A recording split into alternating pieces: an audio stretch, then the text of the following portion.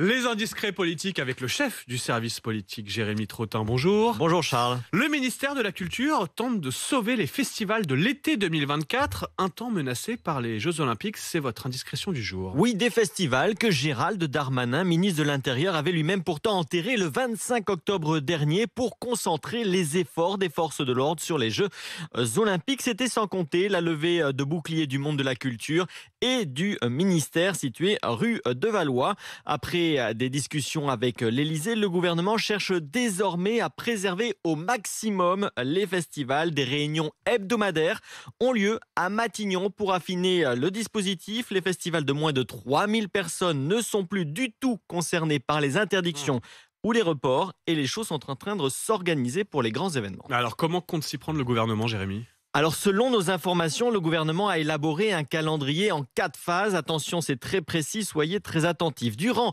la première période, entre le 20 juin et le 18 juillet 2024, et c'est la bonne nouvelle, les grands événements devraient finalement pouvoir se tenir, et ce, malgré le passage de la flamme un peu partout en France.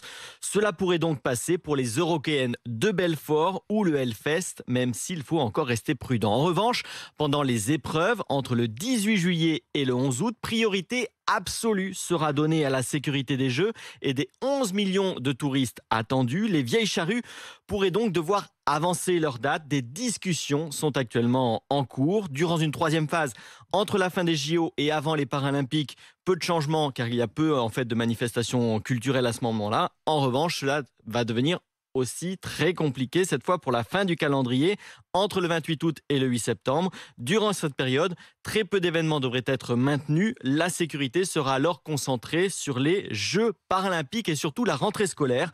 Objectif de ce calendrier, éviter bien sûr tout débordement et acte terroriste pendant toute la durée des JO, tout en préservant la culture. Ce qui est bien, c'est qu'en France, on sait toujours faire simple. Et ça, c'est important et clair.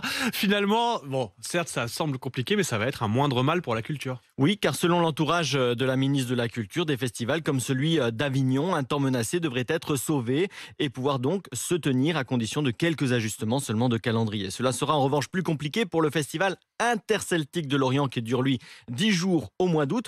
En tout cas, le gouvernement refuse pour le moment de dévoiler son plan et parce qu'il veut attendre encore un petit peu quelques semaines. A priori, tout sera dévoilé dans une dizaine de jours maximum le 15 décembre. Alors évidemment, il pourrait y avoir des conséquences économiques en cas d'annulation ou de report. Un festival comme les Francopholies, je pense à vous, c'est par exemple, oui à La Rochelle, c'est par exemple 15 millions d'euros de retombées. Il y aura aussi sans doute des déçus et peut-être des sacrifiés. Les grandes fêtes du Sud-Ouest, Dax, Mont-de-Marsan et Bayonne, qui nécessitent la présence d'importantes forces mobiles, sont toujours en suspens.